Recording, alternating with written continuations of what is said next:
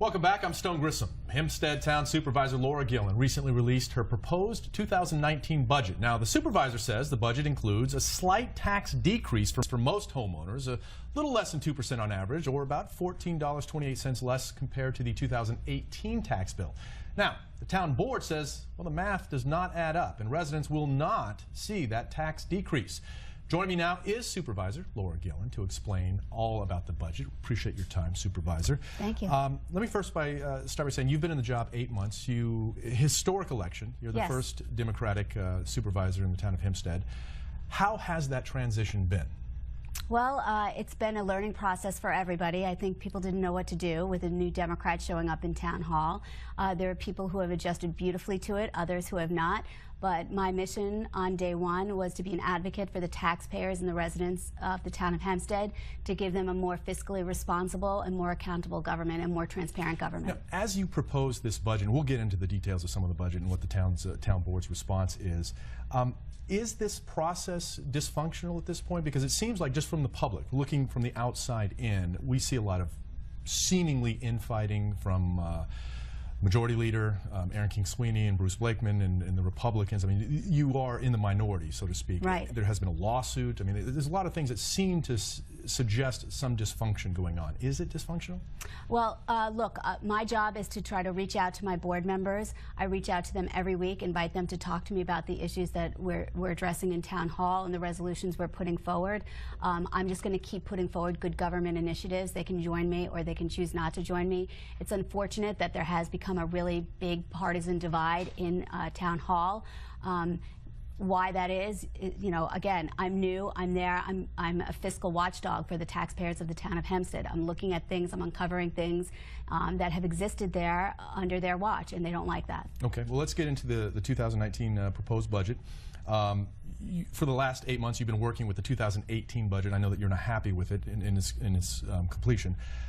What are the differences, and give us some of the highlights?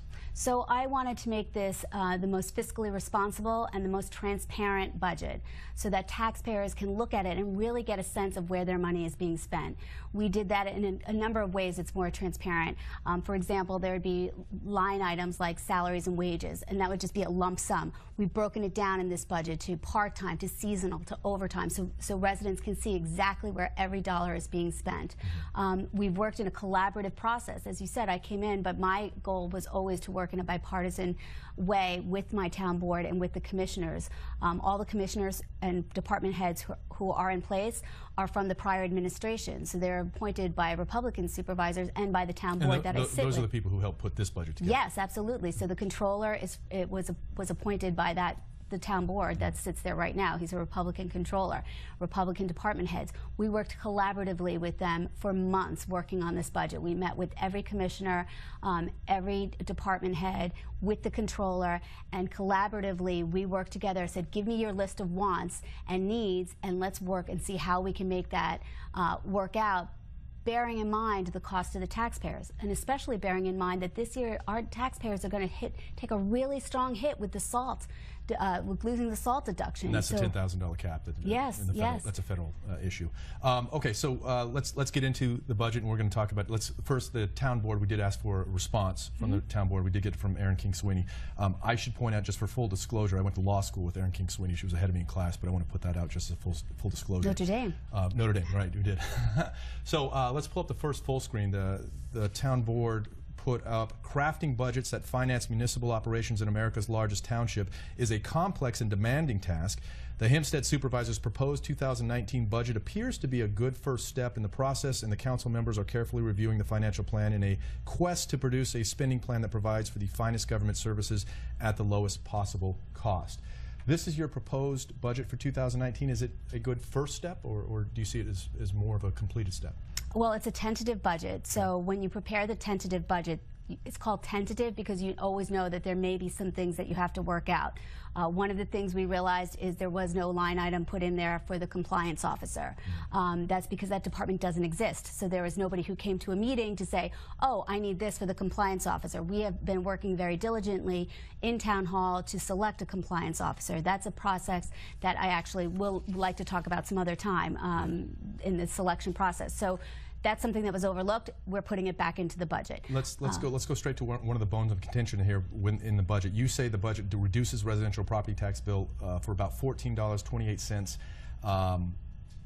The town board says that math doesn't add up, that it really increases taxes by about $2 million. Explain the difference in your position. Numbers don't lie. Okay. That statement suggests that perhaps they don't understand what I'm saying, or they don't understand the budget, because if you look at the budget overall, you will see for Class 1 homeowners, which are residential homeowners, their tax bill is actually going to be reduced by about $14 per household. That's for Class 1 taxpayers. Is there an overall levy increase of 0.74%? Yes, there is. But that's the $2 million. Most of that is going to be spread out in 4 special districts. Okay, and we should also point out that the town budget is a relatively small portion of people's taxes that they pay. Absolutely. Most of it's school taxes. Yes. And so it's a small portion. It's about 9 cents for the unincorporated areas and 2 cents for the incorporated areas. That's right. Other items in there, you're increasing the funding for the water districts, and you're hoping to reopen the water testing? Yes, we've made an initiative. It's in the capital plan to reopen the water testing lab in Point Lookout.